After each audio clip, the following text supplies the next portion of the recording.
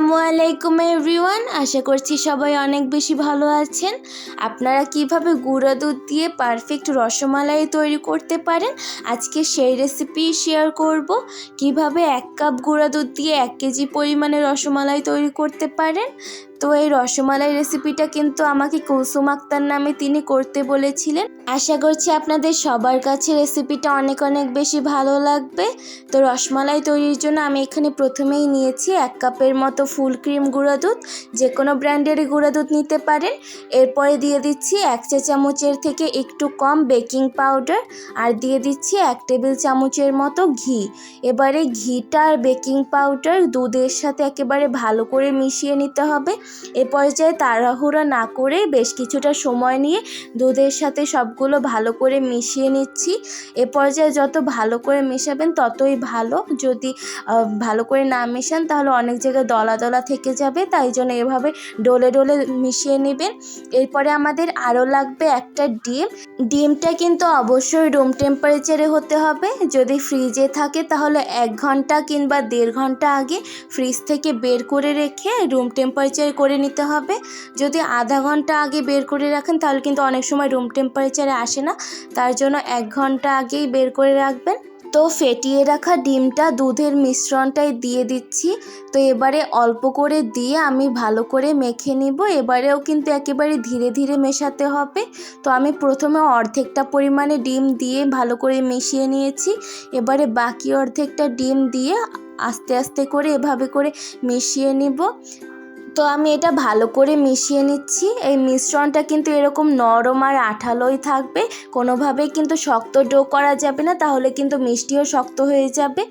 তো এরকম যখন হাতে লেগে লেগে আসবে তখন কিছুই করতে হবে না, শুধু হাত থেকে একটু নামিয়ে একত্র করে নিব। এবারে একটা ঢাকনা লাগিয়ে দিচ্ছি আর 5 মিনিটের জন্য রেস্টে রেখে দিব। 5 মিনিটের পর দেখতেই পাবেন এটা কিন্তু মোটেও হাতে লেগে আসবে না। তো আমি এবারে ছোট ছোট বল বানিয়ে রসমালাইগুলো তৈরি করে নিব। এগুলো কিন্তু ফুলে ডাবল হয়ে যাবে, তো সেই বুঝে এগুলো তৈরি করবেন। তো আমি গোল করে তৈরি করে নিয়েছি, আপনারা যে কোনো আকারে তৈরি করতে পারেন। এখানে আমার মোট 25টার মতো রসমালাই তৈরি হয়েছে। এরপরে চুলায় একটা প্যানে আমি দিয়ে দিচ্ছি 2 কাপের মতো লিকুইড গরুর দুধ। দুধটা দেওয়ার পর এখানে দিয়ে দিচ্ছি 1 কাপের মতো পানি। তারপরে দিয়ে দিব 2 টেবিল চামচের মতো চিনি। আপনারা চিনিটা বেশি খেতে চাইলে অবশ্যই বাড়িয়ে দিবেন। এরপরে দিয়ে দিচ্ছি 1 চিমটি পরিমাণে এলাচির গুঁড়া দিয়ে ঢেকে দিব। আর আমি ঢাকনার ছিদ্রটাও কিন্তু বন্ধ করে দিয়েছি। তো প্রথম বলকটা যখন চলে আসবে তখন ঢাকনাটা তুলে নিয়ে একটু মিশিয়ে দিব, কারণ চিনি দিয়েছি সেটা একটু যেন মিশে যায়। তো এবারেই আমি সবগুলো রসমালাই এই দুধে দিয়ে দিচ্ছি, দিয়ে একেবারে ঢেকে দিব। তো এর মাঝখানে যখন বলক উঠতে থাকবে তখন একটু ঢাকনাটা উঁচু করে নিলেই হয়ে যাবে। আর এর মধ্যেই কিন্তু রসমালাইতে রসটা ঢুকতে শুরু করবে।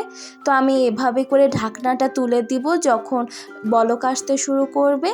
আর এ পর্যায়ে কিন্তু একটু দুলিয়েও দিতে পারেন যখন নাড়াচাড়া করার প্রয়োজন মনে হবে।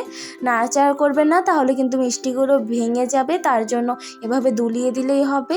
তো এ পর্যায়ে কিন্তু আমার রসটা একটু কমে এসেছে আর ঘন হয়ে এসেছে, তার জন্য পাশে একটা পাতিলে আমি 1 কাপের মতো পানি গরম করেছি, তো সেটা এখানে দিয়ে দিলাম। এখানে কিন্তু কোনোভাবেই ঠান্ডা পানি ব্যবহার করা যাবে না, গরম পানি ব্যবহার করতে হবে। তো আমি 2 বার করে দিয়ে এভাবে ঢেকে দিচ্ছি। আমি কিন্তু 1 কাপ পরিমাণ পানি সম্পূর্ণটাই দিয়েছি, কিন্তু অর্ধেক অর্ধেক করে প্রথম অর্ধেকটা দিয়ে ঢেকে দিয়েছি, তারপরে বাকি অর্ধেকটা দিয়েছি। তো এবারে কিন্তু আমাদের মিষ্টিগুলো একদম রেডি। আমাদের মিষ্টি তৈরি কিন্তু এবারে শেষ হয়ে যায়নি। তো রসমালাইগুলোকে এবারে একটু ঠান্ডা করে নিব। আর আপনারা দেখতেই পাচ্ছেন মিষ্টিগুলো কিন্তু একেবারে ফুলে ডাবল হয়ে গিয়েছে। আমি মিষ্টিগুলো থেকে দুধটা ঝরিয়ে নিয়েছি আর মিষ্টিগুলোকে আলাদা 2টা বাটিতে এভাবে করে তুলে নিয়েছি। তো এবারে কিন্তু আমাদের মালাইও তৈরি করতে হবে। রসমালাই তো মালাই তো লাগবেই, তার জন্য ওই যে দুধটা তুলে নিয়েছি তাতে দিয়ে দিলাম 2 টেবিল চামচের মতো লিকুইড দুধ, আর দিয়েছি 2 টেবিল চামচের মতো গুঁড়ো দুধ। আপনারা চাইলে 2 টেবিল চামচের গুঁড়া দুধের পরিবর্তে 4 টেবিল চামচও দিতে পারেন, আর লিকুইড দুধটা স্কিপও করতে পারেন বা শুধু লিকুইড দুধও দিয়ে দিতে পারেন। তো এবারে কিন্তু অনবরত মিশিয়ে যেতে হবে, থামা যাবে না, তাহলে কিন্তু দুধটা পাতিলে লেগে যেতে পারে।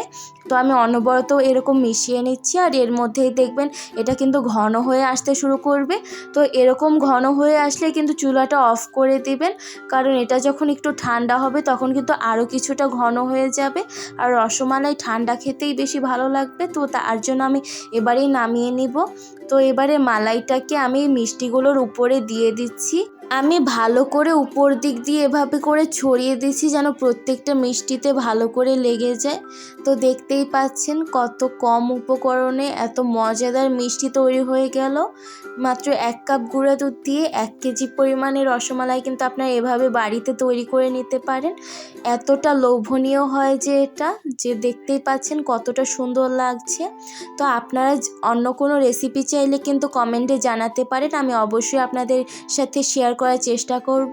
তার সাথে ভিডিওতে এখন থেকে আপনাদের নামগুলো নিব আমি। এবারে একটা মিষ্টি আপনাদেরকে কেটে দেখাচ্ছি। তো একটা মিষ্টি আমি বাটিতে নিয়ে নিলাম। তো দেখতেই পাচ্ছেন কতটা সফট হয়েছে আর ভিতর থেকেও কতটা স্পঞ্জি হয়েছে। আপনাদের কাছে কেমন লাগলো কমেন্টে জানাতে কিন্তু ভুলবেন না। এরকম আরও রেসিপি পেতে কিন্তু চ্যানেলটা সাবস্ক্রাইব করে রাখবেন, আর ফেসবুক পেজ থেকে দেখে থাকলে ফলো দিয়ে রাখবেন। সকলে ভালো থাকবেন। আজকে এখানেই বিদায় নিচ্ছি। আল্লাহ হাফেজ।